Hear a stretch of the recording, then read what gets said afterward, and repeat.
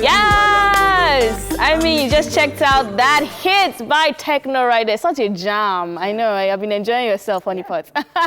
Now, you guys probably already know by now that Tuesday on eSplash are all about movie lovers. So if you are a movie lover, then come, because you're in the right place. All right. Thank you for tuning in. As always, welcome to Nollywood Tuesday. And in case you're wondering, this is Royal Highness and His Flanners. I go by the name King OJ. But you can call me OJ. That's what it is. It is what it is.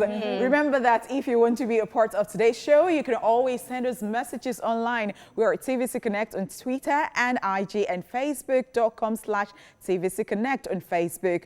My name, of course, is Honeypot. Does that come as a surprise today? Like simply Honeypot. Simply Honeypot. Okay, so today my name is Amanda Dara, and today you can call me Amanda. Yeah. All right. So today on the show, we'll bring you some entertainment stories. Then, of course, we have a celebrity birthday shout out. Of course, that's where you need to know about this day in entertainment history. Will come along on Rewind. And of course, on Tweetville, Amanda will take us through all the crazy and funny stuff happening on social media. Then we'll be joined by a Nollywood actor. Later on, we'll rant away our vex on the tweet of segment. After that, you'll get to be entertained, and then the entertainment news recap. And then on Daily Top 5, we'll take a look at 5 epic comedy movies of the late 2000s. In the final lap of the show, Amanda and I will bring you some movie talk, and movies are the movies. And then there will be Where Are They Now? Awesome. So you know what? We'll see you after this break. My baby gelato. So you said you're going to check the views of this. Honestly, I'm going to check the views on Why this are you so song. curious, Because I just feel like it's doing so well. I mean, gelato has given us gelato. Sister. Yeah, copy. I love copy. You guys know already. OJ, leave me alone. It's my opinion. It's my opinion. Curiosity will not kill the cat this time around. Oh my goodness. Guys, welcome back to the show. It is now time for entertainment news. Now, our very first story.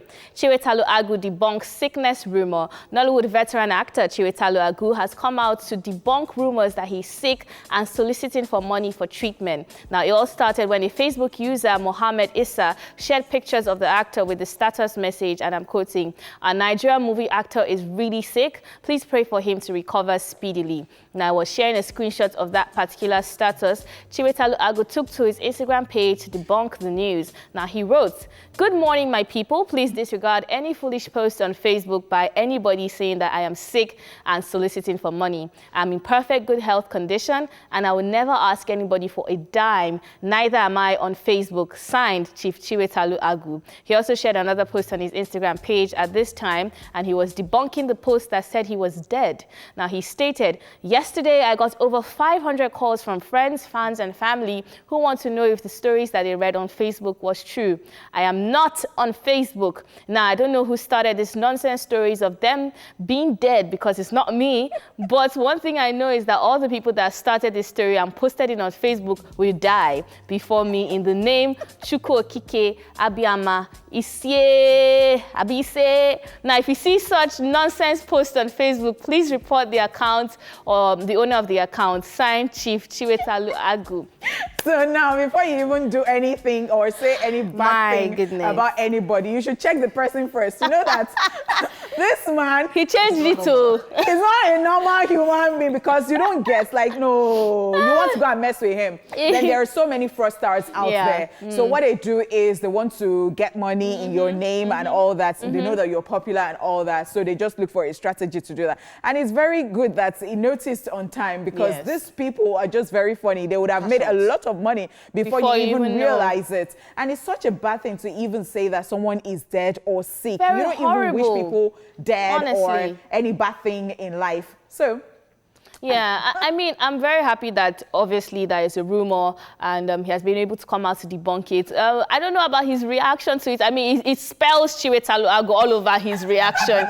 But you know, when he came out to say he would never solicit for a dime or for money on Facebook or on social media, I just wish he didn't say that because, you know, never say never. And these things, there are a lot of actors who have come forward and entertainers who have come forward. They didn't want to come forward to solicit for funds. And obviously, they were not planning to be ill. He's 65 right now, still very hale and hearty. And I hope that it continues that way. But I wish he didn't mention that. So I think that it is not in that context that you are thinking. I think it's just saying that it would not come to start begging people for money like the first stars or people do usually when, you know, they just beg, or the random people who just go on Instagram, post and just put something there that they need money. I don't think it's in that, context at all. I hope so. And it's so good that it's back on, it's on set, because after all of these pictures and him debunking all of this, he now posted another video clip on his Instagram page that it's on set, it's doing good.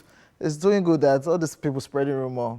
It's you two that will get it. We're happy it's hale and hearty, honestly. Yeah, definitely. All right, now let's move to the second gist or news. Harvey Weinstein found guilty in sexual assault case. Embattled Hollywood producer Harvey Weinstein has been convicted of sexual assault by a New York jury, but acquitted on the most serious charges that could have sent him to prison for the rest of his life. According to reports, Harvey Weinstein was found guilty on 2 counts of criminal sexual assault, but not guilty on 3 others, including predatory sexual assault, because his accuser could not remember the date and place of the rape incident, which made it difficult for the jury to conclude. According to court ruling, the disgraced movie mogul is now likely to face at most 25 years in jail or at least 5 years, depending on the ruling, which has been fixed for March 2020.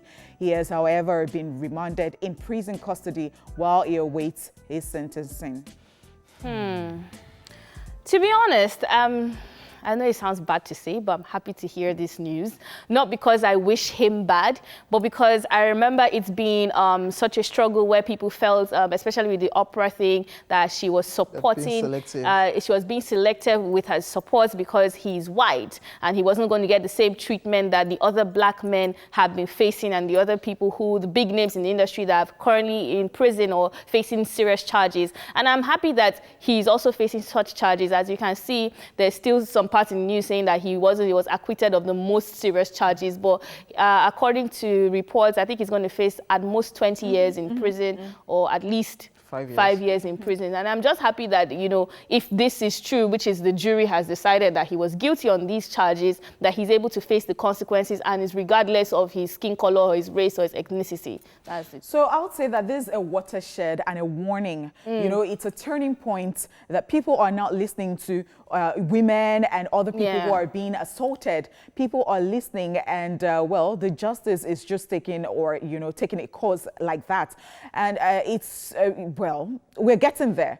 And I do hope that people will take a cue from this, because I said it's a warning, especially in other climes too, especially in a climate like Nigeria. And well, maybe when I am ranting, I get to say more about this particular one, because you find so many people guilty of so many things. Like they don't even know. Some of them, I don't know whether it's a mental illness or something of that sort. You are like 60 something and you're attracted to a 12-year-old, and it's just very... This particular situation is crazy. I think a whole lot of people saw this coming, because the accusers are a whole lot. A lot. That even prompted the Me Too hashtag that people were jumping on. And I think it's Time magazine that even put up the cover of their magazine, and they had to put picture of every lady, every female that came out accusing him. So I can't remember, that was Bill Cosby. But that was Bill Cosby. Yes. But this is a situation like that. So the Me Too, the Me Too that people had to come out Which and is why I'm happy that they gave the same treatment that they applied to Bill Cosby. But it took a long time. That was why the blacks were angry. Like, Harvey Weinstein did the same thing that Bill Cosby did. So why is he getting different treatment? Why is his own taking so long when there are people that have already come out the same way they came out for Bill Cosby? So finally he's out, he's guilty of some charges, and of course in March we'll see how many years and he you see faces. this picture, I just thought that it kept pretending. You know how people go to the court and in then Nigeria, like in Nigeria, very sick. I am very like you should. No, but I think they all that's do the it. Nigerian template. No, they That's all the do Nigerian it. template. They all do They it. all do Even it. they always look good. They always have a clean shave. They always look very humble and very nice. But at the end of the day, I'm happy with a system that actually works. Yeah. You know, that's one thing that I hope we can also emulate here in Nigeria, because, you know, sometimes it feels like some people are above the law depending on their status or depending on their financial capacity. And I also hope that more people will be able to come out, because even in this Nigerian industry, it happens a whole lot. People think it's like the new norm, and I'm happy these things, as you said, it's a warning, it's a wake-up call. This whole situation is crazy because a whole lot of stars came out, from Angelina Jolie to Lupita to big movie stars accusing Harvey Weinstein that you actually attempted all of these things when I was trying to get role for so movie. So the thing is, sometimes you don't even know how far someone would go. So at that point, the person is just starting. A rookie and a greenhorn, and you're trying to take advantage of that person. And they never forget. They would never ever forget. Crazy situation. Never crazy forget. situation. Oh, wow. Anyways, ladies and gentlemen, we'll go on a music break, and when we come back, we'll continue with the news. Stay here with us. Yes, sir. Welcome back, ladies and gentlemen. You're still watching Entertainment Splash. And of course, right now, we want to wrap up the entertainment news. Celebrities pay last tribute to Kobe and Gianna Bryant at their memorial service. Thousands of fans, friends, and celebrities and loved ones gathered in Staples Center, Los Angeles to honor the life and legacy of Kobe and Gianna Bryant. The event, which was tagged Celebration of Life, was hosted by Jimmy Kimmel, and in attendance were various basketball stars such as Michael Jordan, Magic Johnson, and Kobe's former teammate Shaquille O'Neal. Beyonce opened the service with a medley of her 2013 hit track EXO, which she said was one of Kobe Bryant's favorite songs and a hit song Halo. Alicia Keys and Christina Aguilera also performed, while his wife Vanessa Bryant, Michael Jordan, WNBA star Diana Taurasi, former Lakers teammate Shaquille O'Neal, University of Connecticut women's basketball coach Jenny Orema, and Rob Pelinka, who served as Bryant's agent before taking his current role as Lakers general manager, all shared touching memories of the late basketballer. Kobe and Gigi Bryant were, however, buried in a private ceremony. In a different twist, yesterday it was also announced that Vanessa Bryant has filed a lawsuit against the company that owned the helicopter in which Kobe, Gianna, and the other 7 victims were killed. In the lawsuit, Vanessa Bryant says the pilot was negligent for flying in such poor weather condition. Yes, this is very sad one, right? This is a sad one. I watched the memorial service live yesterday, like almost 2 hours. A very touching one. Everybody was in attendance. Kanye, Kim Kardashian, Jennifer Lopez, and of course basketball stars were all in attendance. Beyonce opened up with a song.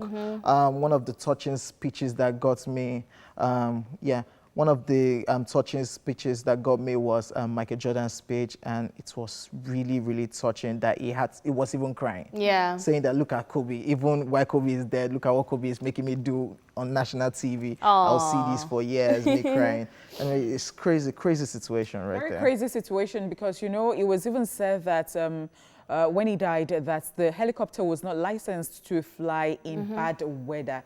And apart from that, I saw the tribute too, and I saw when Vanessa was actually talking about our baby girl, Gigi, and she was like, oh, she had my character. Yeah. Kobe said she had my character and all that. She was holding back her tears for so long, like, you know, maybe she had even rehearsed how she would do that, because I was just looking, it was so emotional. She was really neat, and she didn't want to cry, but it was all just so emotional. Like, I couldn't... You know how it's just so sad. Like, even when you don't know them one-on-one, you're not related to them. Like, what's losing 2 people in your life at the same time? Before you go further, we have the clip of Michael Jordan and, of course, Beyonce's performance. Let's check this out. Wow.